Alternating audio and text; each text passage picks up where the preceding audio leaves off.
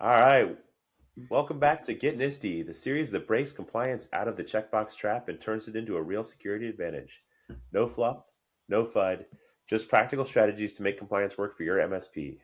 I'm Jared Kasner, and I'm joined as always by my co-founder of Blacksmith InfoSec and co-host of Get NIST-y, Michael Zabarski. Hey, everyone. This week, we're going to talk about two things that make security and compliance programs look better on paper than they do in real life. And so, without further ado, let's just jump straight into it. Our first question, super concise question: how are you handling AI usage? Now, obviously, a little bit of a joke there with concise, because yes, it is concise, but it's also very broad and open-ended. I think they are talking about the compliance angle on how we're putting AI usage into our acceptable use policies. But I think today we should take the question at face value and be as broad as the question is. So we'll talk a little bit about the compliance angle and putting the AI usage into your policies. And I think we'll also jump into how are you just handling AI usage in general. And so, Mike, I don't know where you want to start here, but Yeah, I'll why start with don't asking you you a follow-up question. Give me all the ways in which you're using AI today, Jared. There's your AI usage. how am I not using AI? I'm pretty sure I am AI. I actually had somebody, we were out at a conference a week or two ago, and I had somebody, while we were sitting at the bar, ask me if I was AI in person. And I was not sure how to take that. uh, yeah, I think the biggest thing is honestly figuring out. Step one is figuring out how you want it to be used, right? Yep. Are we talking just chat, whether it's GPT or Claude or whatever else? Is it are you spinning up agents? Are you leveraging a third party AI service provider? Um, what does all of that look like, and what are the actual use cases? Um, and I would start by figuring out like what do we want to do with AI um, in general. Like what I forget where we were. We were talking to someone. It might have been at a conference, might have been somewhere else, but they brought up a good point. And it, you know, I'm going to date ourselves a little bit. This was talking about automation and scripting and stuff versus AI, but it was you can't script a process if you can't write it down in note cards. You can't AI a process unless you have a note cards. You need to know what the business process is, what you're trying to make better. Um, Yeah, I think it was, you're paraphrasing Ronnie Parasella, who at Channel Pro, who, and I think his exact quote was, automation is your engine, AI is your turbo. If you don't have your engine working in good order and you throw the turbo on, guess what? You got big problems. If you got your engine humming nicely and think the automation is in place, AI is going to turbo boost you and give you the acceleration that you need. that's definitely Not not what not who you're thinking about. but no, someone specifically said about if you can't put it on no cards, then you don't have a business process and there's nothing for you to automate or AIify. AIify Yep. patent pending. Uh, um, but yeah, no. So the first thing is, as with everything, is figure out the business process. What are you actually trying to achieve? What are you trying to make better, faster, cheaper, right? Because if you don't know what that is, you're gonna accelerate crap, and we don't need that. Um, and then figure out what your policy is going to be around that, right? Do we want this to be the Wild West and want people to just use AI however they see fit? Do you want to put some guardrails up so we know what's actually being done? What kind of data is going into AI? Um, some companies have gotten a lot better, but at the beginning of ChatGPT and this whole phenomenon, like there's a bunch of healthcare companies that are just tossing PHI into the free model of ChatGPT or into the free model of Copilot, and just patient data is out there, right? And that's Um, bad. supposedly, from what I hear, um, one of my friends right now is working for a company that does clinical trials, and they're trying to um, do their kind of data analysis a lot faster, and they want to leverage AI for that. And he's like, "Hey, can you do me a favor and take a look at this contract from this AI company that we want to sign and then work with them. And this kind of goes back into your supply chain risk management, right? So they had some stuff in the contract that I had some questions about that they refused to answer. And then it becomes a question of risk, right? Like there was something about, hey, we plan on being SOC 2 Type 2 certified in the next 4 months. I'm like, cool. Does that mean you're SOC 2 Type 1? And like, we couldn't get an answer for that. um, they're, they also, because the clinical data is kind of from all over the world, they needed a DPA or a data processing agreement. And there were conflicts between the MSA and the DPA. In like the MSA said they can change the underlying AI engine, whether it's Yeah, Gemini or so whatever else. just real quickly, for those of you who are curious on our TLAs, our three-letter acronyms, MSA is Master Services Agreement or Master Subscription Agreement.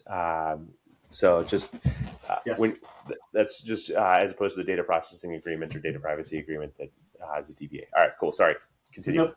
Thank you, Jared. Um, and so, like the master services agreement for MSA basically said, hey, whenever we want to change the underlying AI engine, we can do that. And the data processing agreement said, before we make any software changes, we have to get your approval in writing. And I was like, so which one of these wins in an argument? Yep. They're both your documents. So definitely do that. So if it's outsourced AI, definitely do that due diligence in the supply chain risk management motion, um, especially for not you should do it anyways for whether it's OpenAI or Anthropic or Google or whatever, but especially for companies that leverage those models to provide you a service, right? There, you really want to make sure that they're buttoned up as well. Um, and then like everything has AI in it now. The other day, I was complaining. Well, Jerry brought it up to me, and then I was complaining to him back about it. Was like we logged into QuickBooks, and QuickBooks was like, "Hey, we're moving you to your AI experience in 38 days." We're like, we don't want to move to our AI experience in QuickBooks. Yeah, um, I desperately do not want all of my financial data going into some AI engine that I'm not familiar with and don't have a data processing agreement around. So there's that.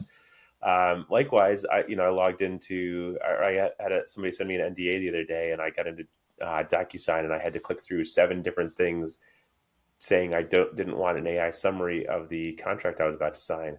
I actually want to read the contract, not have a summary of the contract. I want to know what I'm signing. And so, a quick you question know, for you, Jared. Why do you want to read a contract when AI can geez, summarize it for you? it is imperative that you read your contracts, even if you are going to have AI summarize them for you. That like the two things are not mutually exclusive, right? It's okay to have the AI summary, but you still do need to read and understand for yourself what you're signing. So please, by all means, do that. But in a lot of ways, I feel like we're back to the late '90s, where in the '90s we had flashing banners and MIDI files on our websites and everything else. And like I feel like we're back to that in terms of AI, where everybody's throwing AI into everything, not because they should, but because they can. And I'm always like really excited when I find a really good use of AI where I'm like, ooh, these people actually understand it and they put AI into their product in a way that is useful and like adds value and doesn't get in my way. Um, so there's a little bit of that. Are you saying, So just so I can clarify and make sure that I understood you, that if we add AI and GeoCities together, we would have the best product in the world? nothing could possibly go wrong there. Yep.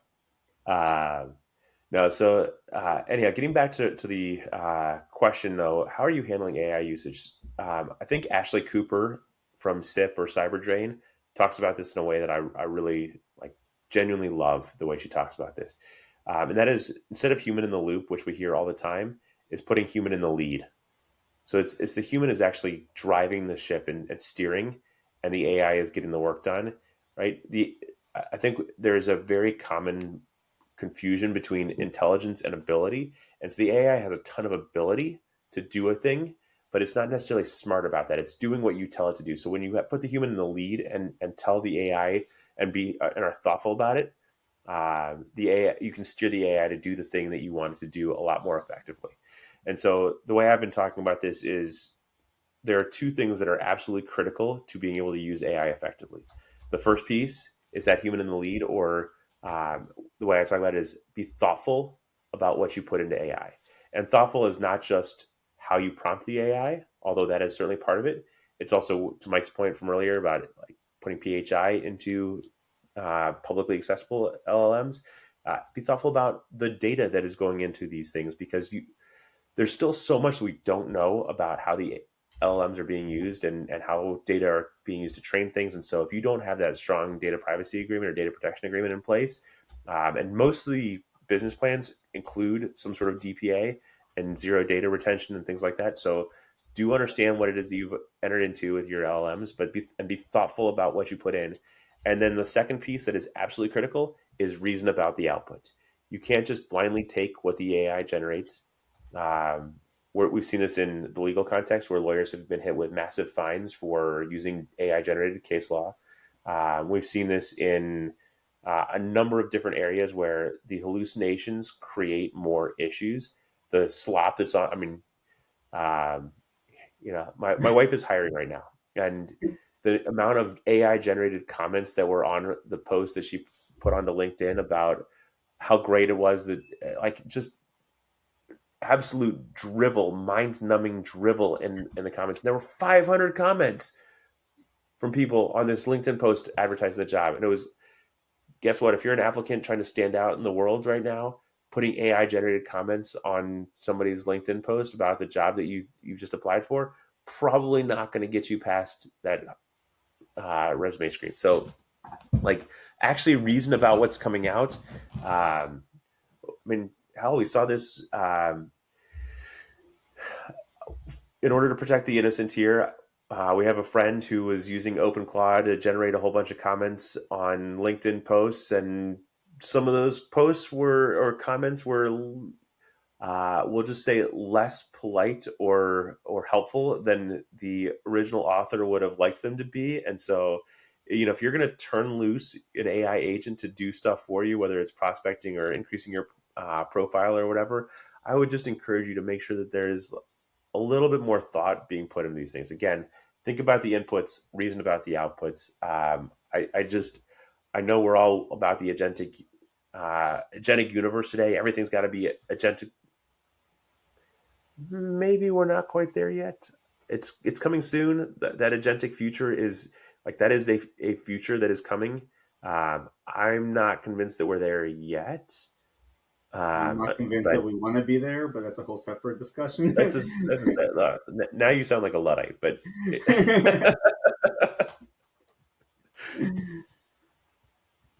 um, so so yeah, we talked a lot about the usage, and like practical usage. What about policies? You yeah, touched on this briefly earlier, but how should people be thinking about this in terms of policy development? yeah. And so from a policy development standpoint, there's a couple pieces. There's going to be first of all, no matter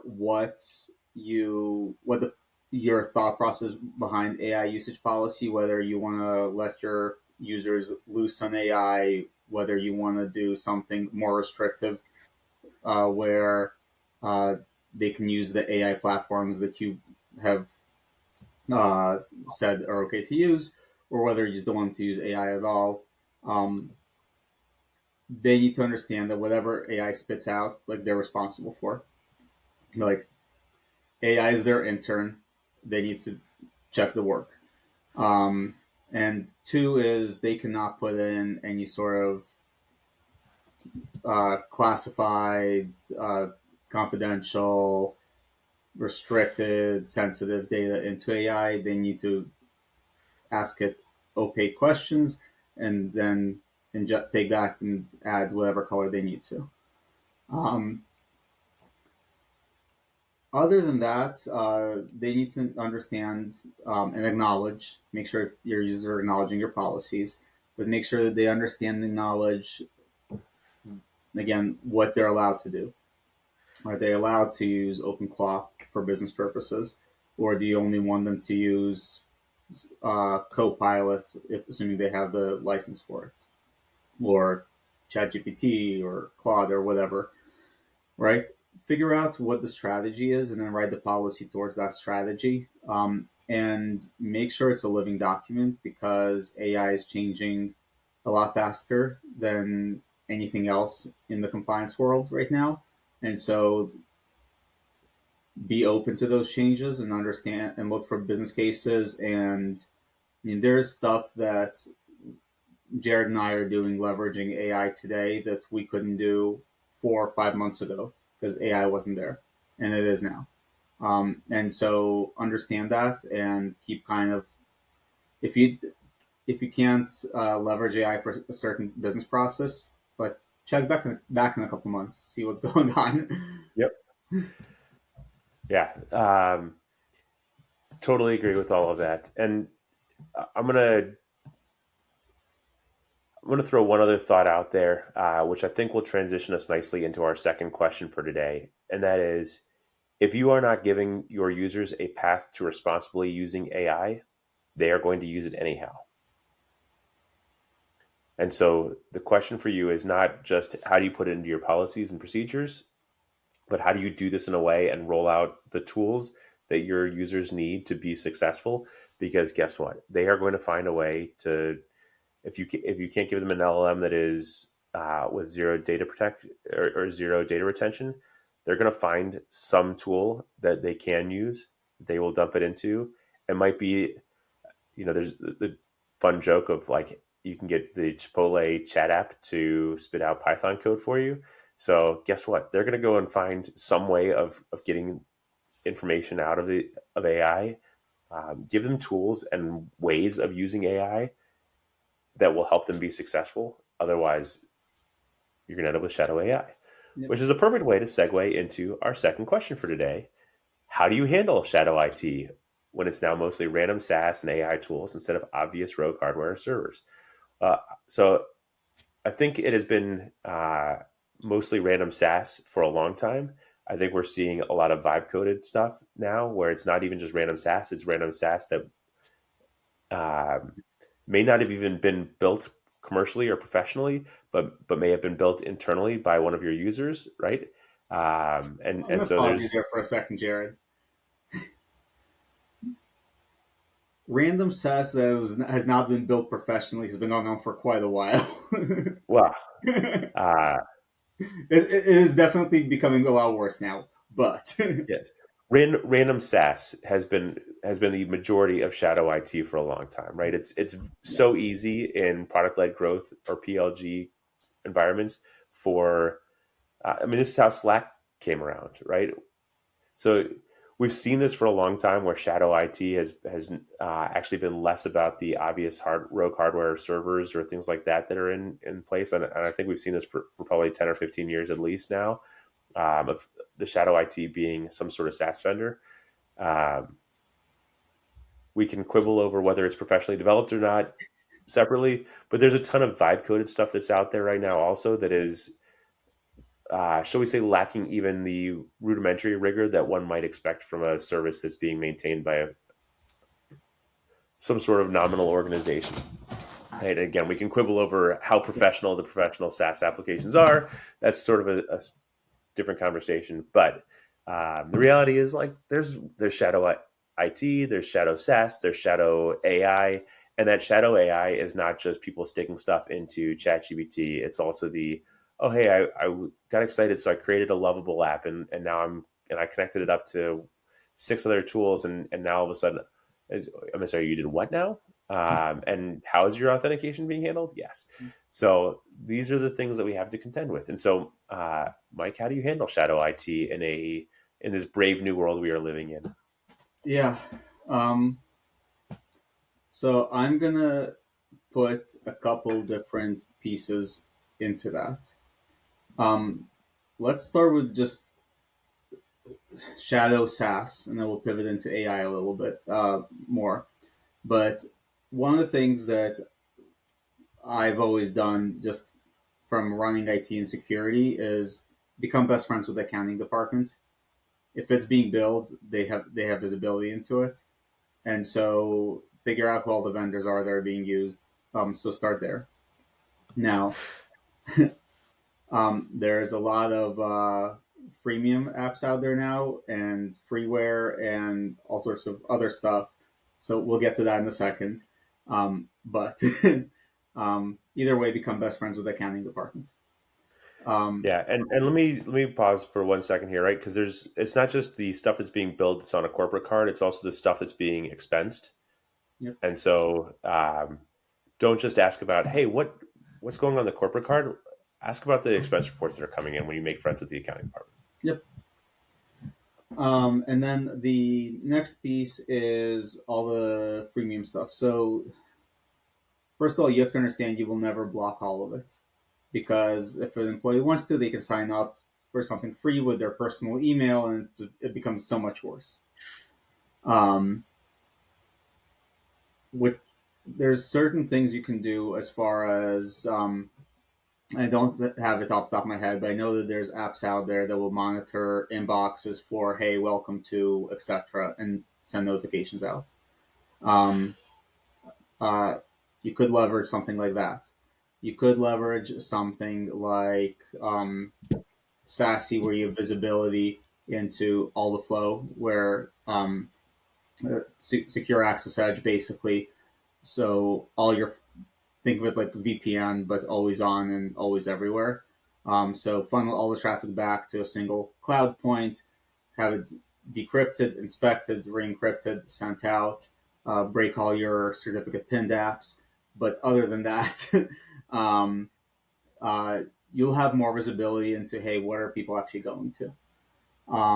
So that's another option.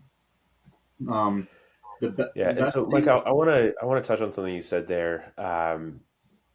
When you make uh, what you said was you can't stop them from doing this, and the um, and what you meant is you can't stop them completely. You can stop them from a business context of not being able to sign up or register for new things using their yes. business email. You can block all third-party access for OIDC. You can block a lot of these different things. But as soon as you do that, you are going to create an even worse shadow IT problem. And so that's the message I want to really underscore there is the more you try to stop them from doing this and put hard constraints around it, the more they are going to find ways to work around those constraints using their personal emails, using other things, which is, to Mike's point, way worse than having it be the shadow IT where they're using their business email, where at least you have some sort of visibility into it. And so, again, find the ways to make this viable for them. Otherwise, you're going to create an even bigger headache for yourself than you already have. Sorry. You're Continue good. on with your next topic Well, no, here. and to your point, Jared, since we're gonna squirrel now, Yeah, squirrel away. to your point, like there's ways you can do this in the same way, where if they want to log into a new app using their Microsoft account, they'll fill out a little form with the reason. It'll go to an approver. That then you guys have to give consent on behalf of the organization, but it gives you that visibility without just saying no, you can't do this. It gives them a path to request access, and communication is always key, right? Hey, guys, here's why we've put the stop in place. It is not a no. It is a, we need to keep an inventory of what has access to our data, and please come to us with good business cases. The other thing that people don't understand is a lot of times they will go out and they will sign up for an app when you guys already have a corporate provided app that does the same exact thing. Now, sometimes the new app is better, has different bells and whistles. That's a different discussion of, hey, maybe we need to reevaluate our supplier. But that gives you the context of, hey, Jared is trying to sign up for Slack, even though we leverage Teams internally. And let's have a conversation of, hey, Jared, what's the use case for Slack over Teams? You're never getting Slack, Jared. You really want me to answer that? um, Again, it opens that dialogue, and the whole idea Yeah. here is engaging with the business and making sure that they understand that when they have an actual business case, they'll be heard, and sometimes the answer is still going to be no, and but with a reason, and a, hey, let's think about it this way, and here's why it's no, versus just absolutely not. And Yeah, and sometimes I've it'll be seen this like, a hey, that's a couple of great times. use case, and let's go ahead and move forward with it. Yeah. Sorry, I talked over you for a second there, but I've seen your use case a couple of times, not just where you've already got SharePoint and somebody brings in Dropbox and Box as competing products, but also where I've seen it where you have multiple different corporate entities of Box because two different departments signed up for it at the same similar times and spelled the company name differently or put a hyphen between it or got a message that it already existed and they didn't have access and couldn't figure out how to get into it. And so they just created their own organization because like, why not? And so again, the more you can kind of create this welcoming, open environment for people to come to you with those needs, the more likely you are to be able to gain control and access over it. Otherwise, yeah, it's just the Wild West. And then you're trying to figure out how to merge organizations and doing. We can go back to our first comment of AI everywhere, and so as soon as you try to merge organizations, it's all going to be AI chatbots. But yeah, so and realistically, all of this goes back to engage with the business. Like again, from my standpoint, I come from like internal IT versus an MSP background. And we would have monthly check-ins with every department to say, hey, what are you guys trying to achieve? What are your goals, departmental goals? How can we assist you with getting to that? MSPs can do the same thing, maybe not at the same scale, but definitely meet with every client once a month, a quarter, and talk to them about, hey, what are your guys' goals? What are you trying to achieve? How can we enable you to do that?